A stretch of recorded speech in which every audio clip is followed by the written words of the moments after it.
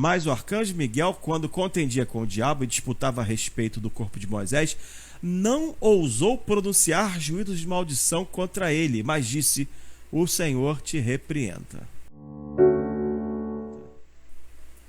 E aí nós vamos para os nossos comportamentos, ou para o nosso comportamento diário, diante disso que acontece, repito, dia sim, com a gente. Isso é fato.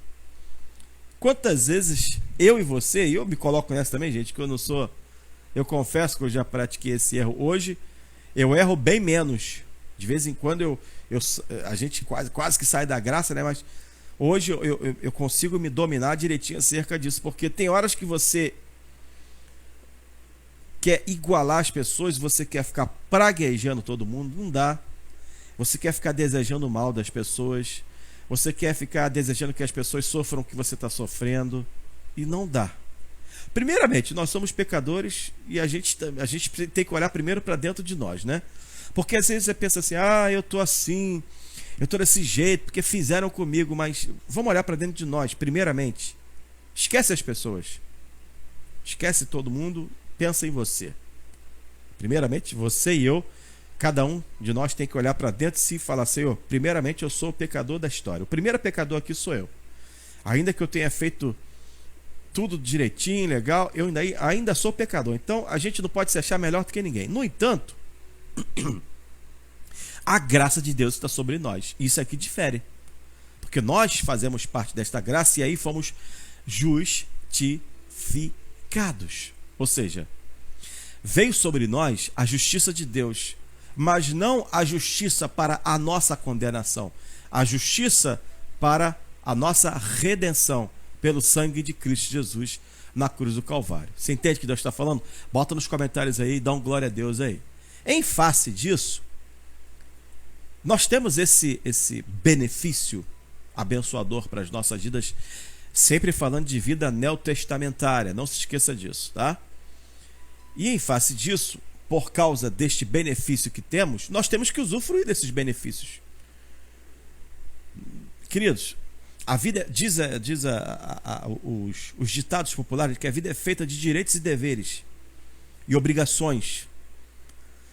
Mas quando a gente trata de presença de Deus, nós temos direitos e nós temos deveres, mas nós não temos obrigações, porque Deus não vai obrigar você a fazer absolutamente nada. Deus não me obriga a fazer nada, porque Deus coloca em nossos corações o sentimento de o adorar e o glorificar.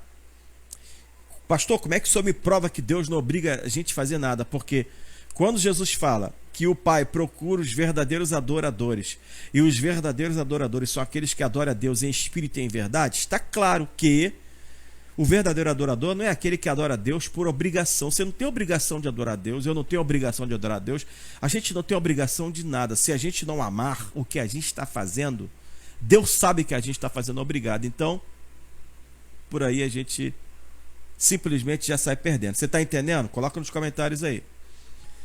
Então é preciso que a gente entenda o seguinte: primeiramente, você adora a Deus, você busca a Deus, você glorifica a Deus, porque você ama fazer isso. Porque você sabe que você e eu, nós não somos nada sem o Senhor. E assim a gente vai continuar vivendo. Ponto. Partindo desse princípio, usufruindo desta graça para o bem, obviamente, se a graça nos alcançou, e a Bíblia diz que se Deus é por nós, quem será contra nós?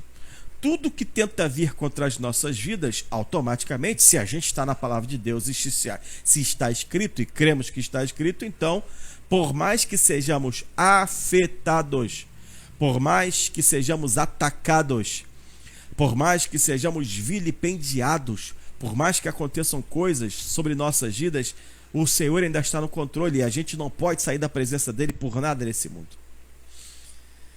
A gente tem que continuar buscando, adorando, glorificando e servindo a Deus em espírito e em verdade. Aleluia. Então, qual é o erro que a gente comete quando nós somos atacados? Eu não digo erro, mas é uma coisa da nossa própria carne, né? A Bíblia diz assim: não se põe o sol sobre vossa ira. E a questão dessa, a Bíblia também fala assim, irei-vos, mas não pequeis. E esse texto casa muito bem com o que a gente leu agora aqui, eu vou explicar para vocês. Irei-vos, mas não pequeis. Por quê? Por que isso? A gente tem o direito de se irar, a gente tem o direito de ficar chateado. Mas a gente, talvez, comete o erro de pecar. E qual é o pecado depois de uma ira? É a gente desejar o mal das pessoas que estão fazendo mal pra gente. É a gente praguejar essas pessoas. Não. Repito, eu não estou aqui para defender uma apologia falsa. Na verdade, a minha pregação é apologética, ou seja, estou defendendo a fé, estou defendendo algo bíblico. E o que eu estou defendendo aqui é bíblico. Então, essa pregação, se eu pudesse falar, ela é totalmente apologética, ou seja, é uma defesa da fé, é uma defesa da verdade que está na Bíblia. Tá bom? Só para a gente poder entender. Então, pelo que a gente está estudando aqui, pelo que a gente está vendo aqui, a gente está entendendo o seguinte: por mais que soframos, não deve sair das nossas bocas esse tipo de palavra. E o texto aqui já deu a dica qual é o tipo de palavra que a gente tem que falar. E eu vou colocar de novo aqui para vocês, porque graças a Deus a Bíblia tem resposta para tudo. Esse é o falando da verdade, e a gente está aqui falando da verdade. Versículo 9, mas o arcanjo Miguel, quando contendia com o diabo, disputava a respeito do corpo de Moisés, não ousou pronunciar juízo de maldição contra ele, mas disse: o Senhor te repreenda. Essa passagem aqui, gente, o que eu vou falar aqui eu não posso cravar. Se eu não posso cravar, então eu não quero levantar conjecturas. Mas outrora, bom, no Novo Testamento tem um texto que fala assim: tragada está a morte, onde está a morte, o seu aguilhão. E infelizmente, na vida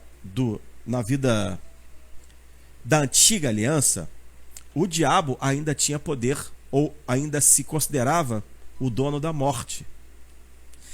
Com o advento da nova aliança, e quando Cristo morre, vai até o inferno nos 3 dias, né? Jesus vai até o inferno, toma a chave do inferno e toma a chave da morte. E diz assim: é-me dado todo o poder no céu e na terra. Então, a morte não tem mais domínio sobre o ser humano. Por causa disso, por causa da morte ter domínio, houve essa disputa acerca do corpo de Moisés. E aí, por isso que está o texto aqui. E o arcanjo Miguel, sabendo disso, foi lá e falou: ó, não vai tocar, você não está maluco, não está doido.